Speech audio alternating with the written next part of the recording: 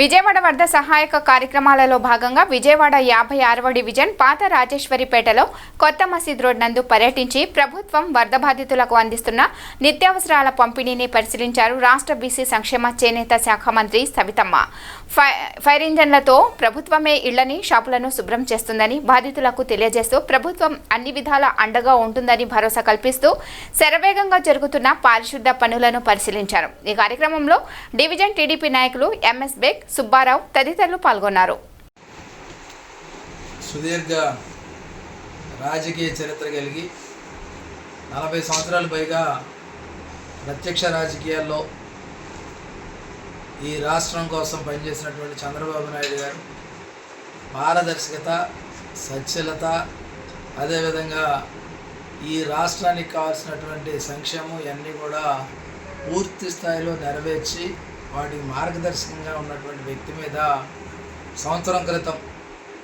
ఏదైతే ఈ రాష్ట్రంలో 151 పైగా సీట్లు ప్రజలు ఇచ్చిన తర్వాత ప్రజలు ఇచ్చిన తీర్పుని ఏం చేయాలో అర్థం కాక వేధింపులు, సాధింపులు, కక్ష సాధింపులతో ఈ రాష్ట్రంలో, ఎందుకంటే మనం అనేక సందర్భాల్లో చెప్పుకున్నాం, ఒక సైకో అంటే ఎలా ఉంటాడు, లేదంటే పాలన పరిపక్వత లేని పాలన ఏ విధంగా ఉంటుందనేది మనం అనేక సందర్భాల్లో మాట్లాడుకున్నాం. ఆ సందర్భాల్లో కేవలం కక్ష సాధింపు చర్యల్లో భాగంగా చంద్రబాబు నాయుడు గారిని సెంట్రల్ జైలుకి పంపించినటువంటి సందర్భం ఎక్కడా కూడా 17A సెక్షన్ని, ఎందుకంటే ఏ ప్రజాప్రతినిధి అయినా ముఖ్యమంత్రి స్థాయిలో ఉన్నటువంటి వ్యక్తికి గవర్నర్ పర్మిషన్ తీసుకోవాల్సి ఉన్నప్పటికీ ఆ గవర్నర్ పర్మిషన్ కూడా తీసుకోకుండా దాదాపుగా 52 రోజుల పైగా సెంట్రల్ జైల్లో నిర్బంధించినటువంటి పరిస్థితుల్లో ఆ చీకటి కాలానికి సంవత్సరం నిండిన సందర్భంగా ఈరోజు ఒకటే అడుగుతా ఉన్నాం, ఈ రాష్ట్రంలో జగన్మోహన్ రెడ్డి వేధింపులతో ఈ రాష్ట్రాన్ని పరిపాలించుకోవాలనుకున్నటువంటి జగన్మోహన్ రెడ్డి చంద్రబాబు నాయుడు గారిని జైల్లో పెడితే తప్ప తనకు అడ్డు అదుపు లేకుండా పోతుందని చేసిన సందర్భంలో నిన్నటి రోజున గత సంవత్సరం బ్లాక్ డేగా ప్రకటించడం, ఆ చీకటి రోజుల్ని పదే పదే గుర్తు చేసుకోవాల్సినటువంటి అవసరం ఎందుకు ఉందంటే ఏదైనా సరే సహజంగా మర్చిపోతూ ఉంటాం, కానీ ఆ మరుపు వల్ల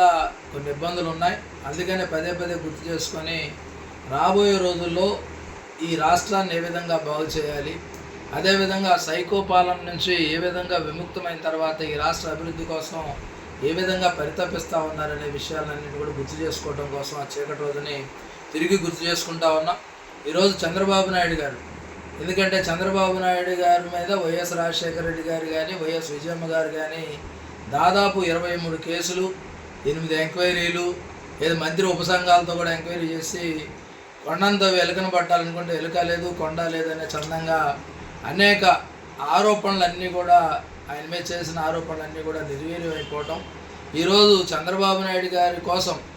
70 దేశాల్లో ప్రజలు, ఆయన జైలుకు వెళ్ళిన సందర్భంలో 70 దేశాల్లో తెలుగువారు ఉన్న ప్రాంతాలన్నింటిలో కూడా నిరసన కార్యక్రమాలు చేసి ఏ వ్యక్తి కూడా జైలుకు వెళ్ళినటువంటి రాజకీయ నాయకుడు ఎవరికి కూడా అంత ప్రాచుర్యం కానీ ప్రాధాన్యత కానీ అదేవిధంగా అంత ప్రజల యొక్క అనుకూలమైనటువంటి విధానాలు కానీ ఎక్కడా లేని పరిస్థితుల్లో చంద్రబాబు నాయుడు గారికి మాత్రమే 70 దేశాల్లో నిరసన కార్యక్రమాలు చేశారు. అంతేకాకుండా అర్ధరాత్రి అంతా కూడా తెల్లవారులు ఆయన రాక కోసం, ఎందుకంటే ఏ రాజకీయ నాయకుడైనా రిలీజ్ అయిన తర్వాత కేవలం 170 కిలోమీటర్లు 180 కిలోమీటర్లు వెళ్ళడానికి 12 నుంచి 14 గంటల సమయం తీసుకున్న సందర్భాలు లేవు. అంటే ప్రజలు ఏ విధంగా నిరీక్షిస్తూ ఉన్నారు, చంద్రబాబు నాయుడు గారి పాలన కోసం చంద్రబాబు నాయుడు గారిని పెట్టిన ఇబ్బందులను తలుచుకొని ఏ విధంగా ఉన్నారనే దానికి ఆ 2 ఉదాహరణలు. ఎందుకంటే అరెస్ట్ చేసిన రోజు పెద్ద ఎత్తున ప్రజలందరూ రోడ్ల మీద ఉన్నారు, విడుదలైన రోజు పెద్ద ఎత్తున 12 గంటలు 14 గంటలు సుమారుగా ప్రజలు బయట ఉన్నటువంటి పరిస్థితుల్లో ఆయన కోసం ఎదురు చూసినటువంటి పరిస్థితుల్లో ఈ రాష్ట్రంలో మెరుగైన పాలన కోసం కూటమి ప్రభుత్వాన్ని 164 సీట్లు ఇచ్చి ఈ ప్రజలు ఏ విధంగా పట్టం కట్టారనే దానికి జగన్మోహన్ రెడ్డి తనకు తానుగా భస్మాసుర హస్తాన్ని ఆ రోజు చంద్రబాబు నాయుడు గారిని అరెస్ట్ చేయకపోతే ప్రజల్లో అంత తిరుగుబాటు వచ్చేది కాదు. చంద్రబాబు నాయుడు గారు అన్ని రోజులు జైల్లో లేకపోతే